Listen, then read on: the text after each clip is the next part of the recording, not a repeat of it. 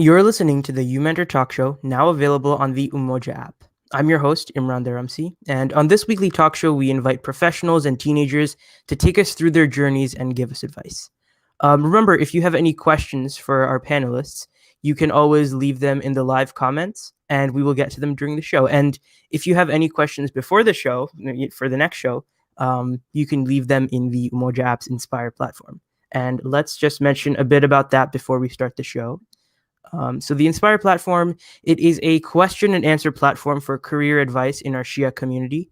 As a rising professional, you can ask for great advice from other professionals. And as a mentor, you can give advice to our community's future professionals and students too. And it is available via the Moja app on Android and iOS. So we encourage you to download that and sign up. Today's speaker is Fatima Zaidi, a senior at DePaul University studying journalism and broadcasting. She writes for 14 East, Reclamation Magazine, and Brown Girl Magazine, and she uses her platform to advocate for human rights. She's become a globally recognized voice due to her contributions within Muslim communities as a public speaker, and she spoke on behalf of the Baqee Organization at the White House in 2019. So let's bring Fatima on here. Assalamu alaikum, Fatima. How are you? Walaikum salam, Imran. Alhamdulillah, I'm doing good. And thank you so much for having me on the show. It's an honor for me to be here today. Thank you so much for coming on. We're so happy to have you and to have some journalism representation. So let's start. Why don't you tell us a bit about yourself, your education, and your interests?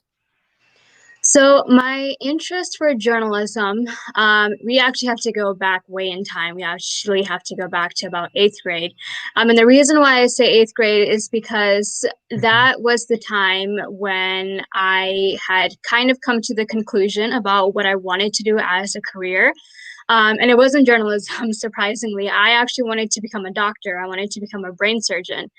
And I was dead set on becoming a neurosurgeon for a couple of years in my middle school education. And due to certain events that happened in my life, I decided that the medical career was just not really going to be a suitable fit for me. But it was at that time when I entered high school and I started taking English classes and advanced English classes, APs and honors, my teachers really cultivated me to explore what I could do with the power that I had for writing. And their cultivation had a critical role in me deciding to give journalism a try and to give myself an opportunity to explore what it's like to write news articles, to interview people, to share compelling stories, creating infographics and things like that. And what I will tell you is that there is a very stark contrast between writing scholarly essays and writing news articles. The level of comprehension differs a lot in the sense that you really have to keep things concise, simple, straightforward, direct, informative, and factual when it comes to journalism reporting, as opposed to obviously in scholarly essays, you have more room to write however much you want at a very scholarly level. So that's how my interest in journalism sort of began. And once I got further encouragement from my journalism teacher in my senior year of high school, that's when I definitively made the decision that this is the best career for me. And this is what I'm going to pursue after my 4 years are finished at high school. So we didn't exactly cover this in the pre-interview, but I feel like this is a really important question to ask. What is journalism? So journalism in and of itself, it is the art of reporting news stories that are happening in the moment. They are also making sure that the general public is well educated on current events that are happening. And this isn't just limited to international or national level news stories. It is also critical that your local audience is aware of what is going on. Also making sure that the public is made aware of any current event issues, correspondences, and things like that. And journalism in and of itself, it's all about transparency and it's all about telling the truth. Mhm. And we can see that through the many, many investigations that we have seen conducted by powerful and empowering journalists throughout their careers, Mhm. whether it be undercovering, what is going on to special education students in special education programs in Chicago, or Mhm. on a more political scale, on a much larger scale. More notably, we can see, what's happening in the impeachment trial. Yeah. So these are all things journalists, they realize the critical role they play in educating the public, and they execute that power in the best ways by creating as many compelling stories as they can, by Mhm. obviously the cardinal rule of journalism and any storytelling, covering both sides of the story, Mhm. factual, correct information, and obviously, having that timeliness element to their news stories as well, where all journalism stories are published as soon as possible with the correct information, so that when an individual or when a general public makes a decision, they are able Mhm. to do so based on acquiring all of that necessary and full information, as opposed to kind of just going off the whim and repeating what everybody else is saying that may or may not be true. Right. Okay. So thank you for that. And let's go back to your own story for a second, because I think it's very interesting how you faced some pushback in your community when you decided that you wanted to try to pursue journalism. So can you talk about that, um, and kind of how you stayed committed to your decision? So I think the first setback that I experienced in my career from the community was, first of all, they told me that at a very young age, you should know what you want to do. And the Mhm. reason why I said eighth grade was because actually there were some members in our community who said, oh, my child, they knew what they wanted to do at eighth grade. So you should know Yeah. what you want to do right now. Or so and so, they knew what they wanted to do when they were in sixth grade. So like, what's Mhm. the holdup? By the time you get to high school, you should have a certain field of interest that you want to go into. And I always had an interest for writing, for reading, Yeah. and for English literature. And I Mhm. knew that if like my medical track didn't work out, I was going to become an English professor, and I had dreams of becoming an English professor at Oxford. Mhm. But other than that, when I made the decision to go into journalism, there were a lot of setbacks in the sense that, for example, I was told by multiple people that this is Yeah. not a successful career. This is not a Mhm. career that was going to bring me great levels of wealth, because Mhm. obviously in journalism, when you start off in a local market, you're not really going to make six figures as you would do Yeah. at at a national network. Um, Mhm.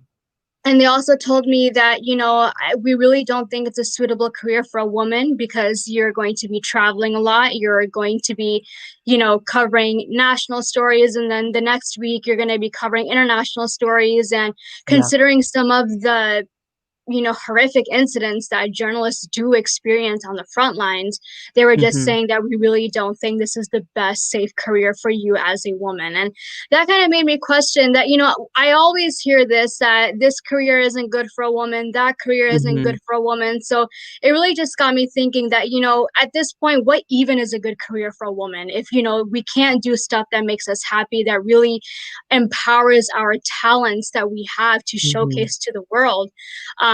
But even so, they were setbacks, but I Yeah. took those setbacks as motivation that, what, I understand and I realize that there is a huge lack of Muslim representation in the newsroom. And above all Mhm. else, there is a huge lack of representation of diversity in the newsrooms, on a Definitely. nationwide scale, especially on a Mhm. local scale as well. So I realized that if I want to be a change in society, if I want to become the change I want to see in society, I'm just gonna have to put my step forward, put my foot down, and be like, this is what I want to do, and this is what I'm gonna do. And Mhm. I'm 22 now, so it's been quite a while since I've Mm-hmm. experienced those setbacks, but still there are people, women now in the community who say, oh, I know a mutual friend of mine, her daughter, Yeah. she wanted to become a journalist. It didn't work out and she had to go back into medicine.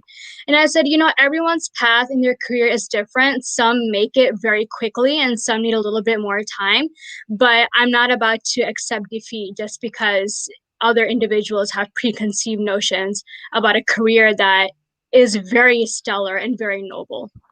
Right. And that's interesting that you mentioned at the end that it's noble. So that's often a word that isn't associated with journalism. So can you explain why would you say that it's noble? So what I mean by noble, and I can only say this mainly on my personal experiences, Mm-hmm. but journalism has humbled me a lot as a person. And the reason why I say it has Okay. humbled me a lot as a person is because I cover global news stories. I Mm-hmm. cover humanitarian issues on my social media platforms. And even in some of the works that I have written, 90% of my articles are what is happening on an international, global scale in the world. And Mm-hmm. seeing what happens to some of these communities, seeing what happens to some of these women who are my age and not much older than I and even younger than Mm-hmm. myself, it really does break my heart. And knowing the power that I have of, writing for different platforms and having a very large outreach of people to read my stories, whether it be over 15,000 people on Instagram or over 135,000 people on Instagram, just that fact in general makes you realize that the role you have in this career and further Mm-hmm. the role that you're going to play in this world is so great that you don't even realize it until you write a story and then you have maybe one or two people or even an entire group of people reaching out to you and saying thank you for reporting the story, and ultimately thank you for reporting all of the facts and for shedding light on this issue. And that is Mm-hmm. why I say that journalism is a very noble career, because it really does put things in perspective for you about what you may think is quite trivial or is like quite detrimental in your life. But when you start reporting on these issues, you are put in this position where you have to acknowledge that what I'm experiencing is quite trivial compared to what others overseas are experiencing in their daily life. Mm-hmm. Mm-hmm. So maybe going off of that a little bit, can you tell us about some of your favorite stories that you've been a part of? And we have some things that Mhm. you shared with us, so um, I can show those too as you talk about that. So the first story that I would say was my most interesting piece. It was actually my first hard news story that I ever Mm-hmm. reported. And this was back in fall of 2019, so October 28th, when former President Donald Trump was arriving in Chicago. There was an Okay. anti-Trump rally that was organized right outside of Trump Tower. Mm-hmm. And these are some of the pictures that I had taken, and it was an incredible experience. Going there, seeing this large crowd of Mm-hmm. anti-Trump protesters, and really coming together as a community to oppose all of sort of the legislations and the comments and the entire administration as a whole, really. Right. And what was really interesting is that that woman that you see in one of the pictures where she has that little Mm, notebook paper yeah, for this Trump one. president, she was Mm-hmm. actually the only Trump supporter I saw at that entire rally. And I Wow. reached out to her and I interviewed her and I was like, aren't you afraid that you're kind of like the only one in this large swarm of Mm-hmm. people that are very much anti-Trump and they're not afraid to vocalize that? And she was completely unafraid. She was brave. She said, oh, well, I'm doing the same thing these guys are doing. I'm Right. exercising my First Amendment rights of supporting him.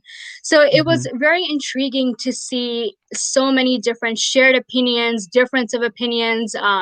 And because I'm still a student, but during that time when we were student reporting, there were Mm-hmm. a lot of people where when we reached out to them, they were kind of like, oh, well, I don't really believe in you being a journalist. Like, what are your credentials? credentials? Like, where are my comments going to be shared? So that was kind of a I little bit see. of a Okay. setback that we had to experience.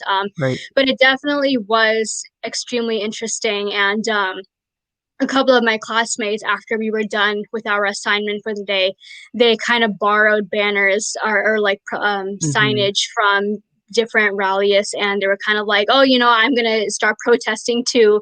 And I kind of just hung around, and it was very, very nice. It was very interesting. And I know that it's a moment that I'm never going to forget in my life, Mm-hmm. just seeing the unity that I saw in all of these local Chicago citizens, and especially who Yeah. drove from out of state as well. And another thing that I noticed in this rally that I unfortunately wasn't able to take a picture of was there was actually a little child. She was maybe around 4 years old, and she had a sign that said, Trump could really use a timeout right now. And I thought it was the most adorable thing that I had ever seen. That's so funny. So, like, entire families had come out and run to Mm-hmm. protest against Trump in its full form, with whistles and air horns and all of that, making signages on the spot, really coming Yeah. together as a community to vocalize to the entire world that we are in no way, shape, or form supporting of what this administration is doing and what it will do in the future. That's amazing. So, how about I think you shared with me some of the articles that you've written. So, do you want to um talk us through those a little bit? Yeah, sure. So the most recent article that I wrote was for 14 East, which is DePaul Mm-hmm. University Pinnacle award-winning magazine. Okay. And this one basically shed light on the strong support for Kamala Harris among South Asian women, but Mm-hmm. obviously acknowledging the criticisms and some of the actions that Kamala Harris is responsible for as her time as a prosecutor. And this was a very powerful piece in the sense that Mm-hmm. one of my interviewee contacts, I never really had anyone cry during my interviews before, Mm-hmm. and one of my interviewees, she cried while sharing her story. And Mm-hmm. I remember one of the things she told me was that it feels so good not to be different anymore. And it feels so good to see that difference is being embraced in this administration and in the world, in the form of, the second highest position in office. And Right. that really sort of really opened my eyes a little bit that, is change really that bad that no South Asian woman or no South Asian in general or no Asian in general or no Hispanic or African American in general or any individual of the ethnic minority communities are given a Mm-hmm. chance to really accelerate legislations to their best forms in these high positions of office. So that was definitely a very compelling piece that I wrote. And it was actually my first political piece that I wrote as well. So Oh, it was interesting. definitely a different arena of writing than Mm-hmm. international reporting. So Yeah. I really do give credit to my editors as well for really Mm. making this a learning experience for myself. And it was extremely nice. And Mm. another one of my favorite international stories that I wrote was what celebrating Ramadan looks like during a pandemic. I really enjoyed this story, sort of covering how Ramadan was celebrated in Indonesia, in Oh, okay. Nigeria, in the UK and in other Mm-hmm. areas like that. And especially in India as well. So it was really nice when I got a text from my editor and she reached out to me and said, I actually have this pitch of Mm-hmm. wanting to know how Ramadan is going to be celebrated in different areas around the world. And I actually want to give you first dibs on this story. And that Mm. really made me feel happy that, she knows that I am Muslim and she And knows she that this wants is a you. very Mm-hmm. devout, time Right. in our Islamic lunar year. And she reached Mm-hmm. out to me and she gave me this opportunity to write, and I was extremely thankful for it. Right. The next article that I am extremely proud of is Mm-hmm. actually an investigation piece that Oh, I okay. the leader of. So this one basically shed light into the detention centers, the child detention centers in Chicago. Mm-hmm. And the reason why we decided to go about this investigation was, first of all, when I pitched this idea in the classroom, there were already 4 ideas that the other students had found compelling and they wanted to pursue. But my professor, Christopher Bury, who is a known Mm-hmm. icon for his contributions of anchoring for ABC Nightline back in like the 90s, he said that, Mm-hmm. I am actually very intrigued about the story and I want to Yeah. see the research on this story. So our investigation basically highlighted that there are detention centers for children in Chicago, but also Wow. taking a look into how these children are being treated, how they're being handled, Mm-hmm. and obviously shedding light on what the detention process is like, or the detaining process is like for a child. So we actually had an interview with the senior director of Heartland Alliance. It was his first ever on the record interview ever to be conducted in Chicago. And the Mm-hmm. first time he ever did it was with student journalists. It was with us. And he was telling us that, we do have Muslim children and we do have Jummah prayers every Friday, and Ramadan is coming up. So we're getting ready for that. And then after that, we're going to get ready for Eid. So it was a Mm-hmm. very nice, compelling piece into Mm. obviously discovering this untold part about our Chicago city that not a lot of people Yeah. know about. And it made the front cover of our student newspaper, and it was Mm-hmm. a brilliant piece that all of us had worked together on. Mm, And that's then the amazing. last piece that I'm proud of, it's not what it looks like. So this one also was kind of like a hard news reporting story. Mm-hmm. This basically highlights the impacts, the economic impacts that COVID-19 had on Chicago's Chinatown. So it shed Mm-hmm. light, and as you can see, like the streets and the sidewalks are Yeah, they're completely deserted. desolate. Yeah, so Yeah. that was what the Mm-hmm. entire story was about, that Chinatown in any major city is a very culturally thriving tourist attraction for locals and for people who come out of state. Mm-hmm. However, in this situation, after COVID hit, the entire Chinatown was completely deserted. There was Hmm. a huge loss in the profit margin. There was a markup of up to 50% in losses. Restaurants were shutting down, stores were shutting down, family businesses were completely suffering after Mm-hmm. they've had decades of thriving businesses and successful Yeah. years. So it was a heartbreaking piece to know that at the time that when I was writing this piece, there were waves of xenophobia that were happening in Italy. So when I had reached out in this restaurant in particular, when I visited the owner, he was telling me Mm-hmm. that, this really is not your place to write anything. It's not your place to say anything.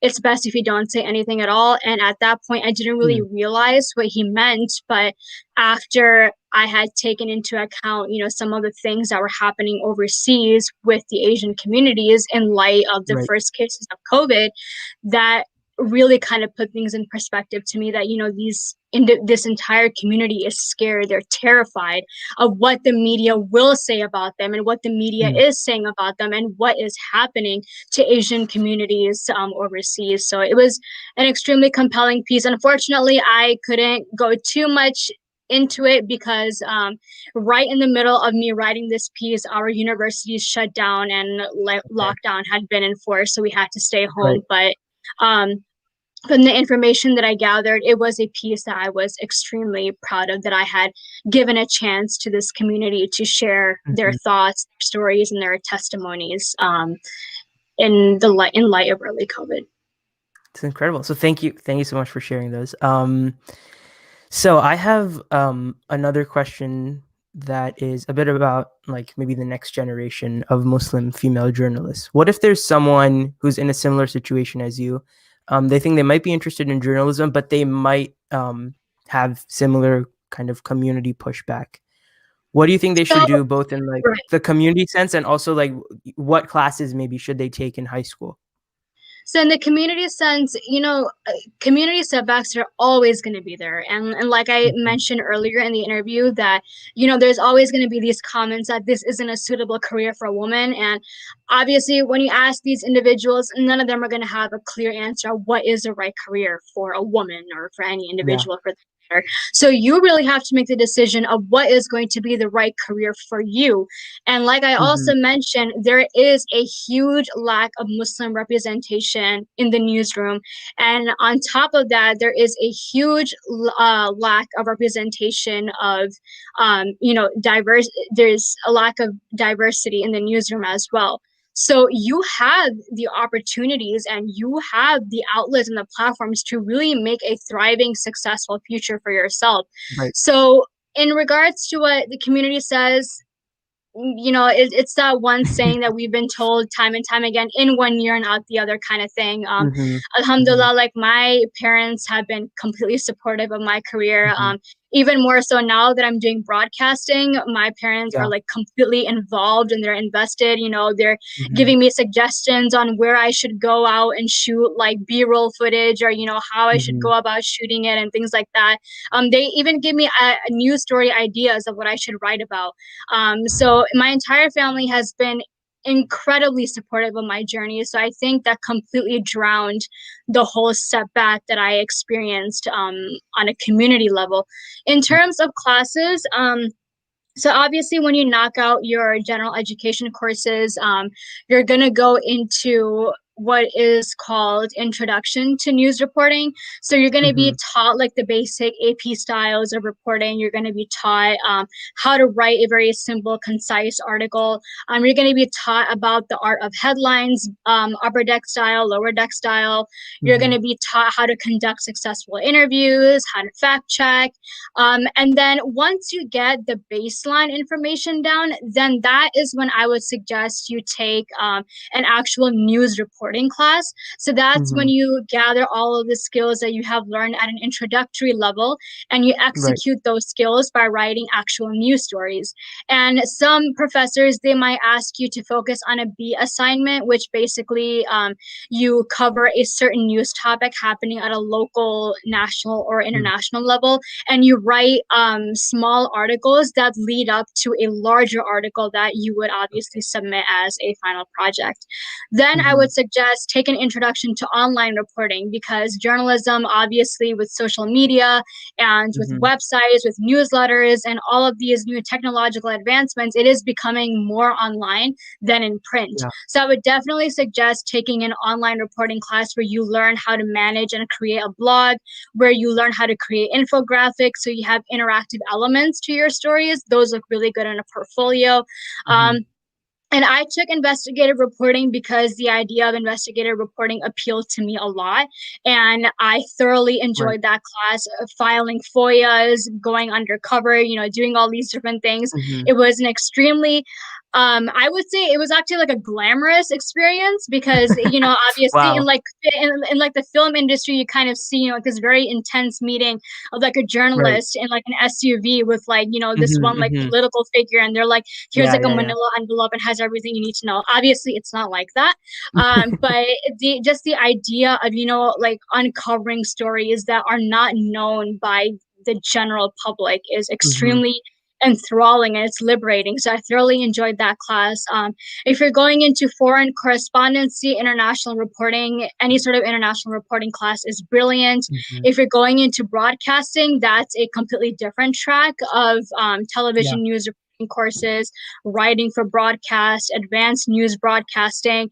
So all of these different classes that I am listing it just goes to show that there are so many different things that you can conquer within this growing career field. So if you want to go into feature writing, fashion, sports, obviously sports is a little bit more harder and more competitive to get into as opposed to broadcasting. But there are so many different things you can do that the possibilities are endless. And whoever wants to go into this career, I can assure you that in no time you will find a set passion and interest of writing. And once you sort of nail that down, everything starts falling into place. Okay, thank you for that. So we have some comments, no questions, but some comments in our YouTube. So I have, and we also got a question on our Inspire platform. So perhaps while you're answering one of these, we can like put these comments up. So I think we'll focus on the first one because we've kind of gone through that second one already. And the question is, when you cover a story, is it sometimes hard to be unbiased when it's something that affects you deeply? And that was again on our Inspire platform. So this is actually a very interesting question, Mm-hmm. because I know that every journalist at some point experiences this. So actually, recently, when I created a news package about the farmer protests that are happening in India right now, Mm-hmm. when I saw the video footage about what was happening, and when I saw all of these, gut wrenching testimonies that these farmers were sharing, it was hard to be, unbiased, because it didn't take, like an average person to see that this was an entire injustice happening to these Yeah. 250 million farmers. So it was difficult in the sense that, when I was writing the story, I was like, all right, how do I make the story in a way that isn't too emotion centered, that Mm-hmm. encompasses all of the facts, has a steady grounded reporting, has fair and Mm-hmm. accurate reporting. But alhamdulillah, like when you start writing these news stories, again, everything just starts falling into place, because Right. once you sort of master the fact that every single news article you write has to contain the truth, has to contain fair and accurate reporting. These, like, Mm-hmm. I call these the cardinal rules of journalism: the Mm-hmm. truth and fairness and accuracy. So once you master these three qualities, it's extremely easy to write a very compelling news story that shares not only both sides to the story, but also shares the factual information to back up everything that you're sharing in your news story as well. So Mm-hmm. you always have to remember that every story that you're going to write, it needs to encompass the truth, and it needs to encompass all of the information that is necessary for the general public to make an academic decision on their stance on a certain topic. And that has Mm-hmm. sort of helped me navigate the way on how to creating a compelling news story. And in some cases, not really so much when you're writing a news story for like a publication, but in a classroom setting, when you are having these setbacks, you are more than welcome to reach out to your instructor and kind of being like, Right. this story is kind of hitting close to home, but I want to make sure that people know about it. So what are some Mm-hmm. ways that I can sort of take heed to in order to making sure that this isn't too emotion or opinion centered, and more on fact based? Mm-hmm. And obviously, in the editorial process, especially if you're writing a political piece, editors go extremely hard when it comes to fact checking. So you really can't go wrong when it comes to having like a bias when it comes to any sort of story.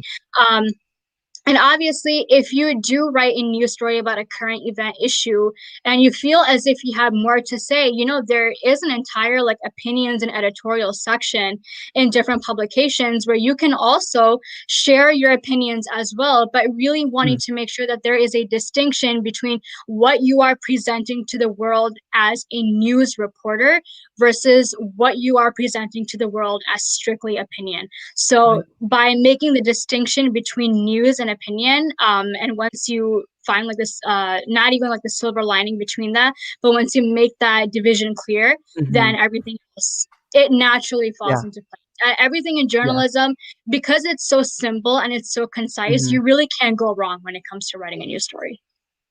Okay, well, great, thanks. And I think that is a really important point that you made just there. So we are unfortunately out of time, but I wanted to squeeze in one question. What is your final piece of advice for our listeners, like in general? You have a voice that can shake the mountains. I don't say this metaphorically at all. I say this extremely Mm-hmm. literally. You see all of the persecution that's happening in the world right now. You see the waves of injustice. You see all the corruption that's happening on a Mm-hmm. national scale, as we have seen with the sad impeachment trial, and Yeah. also what we are seeing on an international scale as well. Don't ever think that when you write a story, no one will listen to it, no one will read it. I can assure you there are hundreds upon thousands of people that are wanting to Mm-hmm. see these issues being covered from so many different perspectives Right. by so many different people with so many different schools of thought. This is that career for you. If you feel as if it is for you, where you can accelerate to the highest levels and you won't even realize it until you get there. Mm-hmm. So it's a, like I said, it's a very noble, humbling, it's a very interesting career. It's a very competition driven career. I will stress out that there is a lot of competition involved in this career. And it's not to Yeah. be taken lightly. However, now that we have Muslim students like myself and we have Muslim experts Mm-hmm. that have had their shared experiences in foreign correspondency, television news, and in print journalism that are coming forward, seize this opportunity. If you like journalism, just go through with it. Community Mm-hmm. will say what they want to say, like I've mentioned a couple of times before, but inshallah, alhamdulillah, if your intentions are to bring awareness and to, give a voice to the voiceless, you will thrive and you will flourish in this career. And I can attest to that based on the amount of success I have achieved in like not even a full 2 years. Mm-hmm. Mm-hmm. Thank you. Okay. Thank you very much for sharing all your advice and your stories and showing us your articles. It is our honor to have you on the show. Thank you, Imran. It was an honor for me to be here. Thank you. Thank you. Thank you for tuning into the uMentor Talk Show. And tune into the show next week and every week at 3 p.m. And next week we have a professional show, and the week after that we should have another Umoja Community Voice show. And remember, you can always catch our previous episodes, both for the talk show and for the Community Voice show, on YouTube, SoundCloud, Spotify, and Apple Podcasts, and our website. And this was brought to you by Umoja Outreach Foundation, uniting and empowering the Shia community.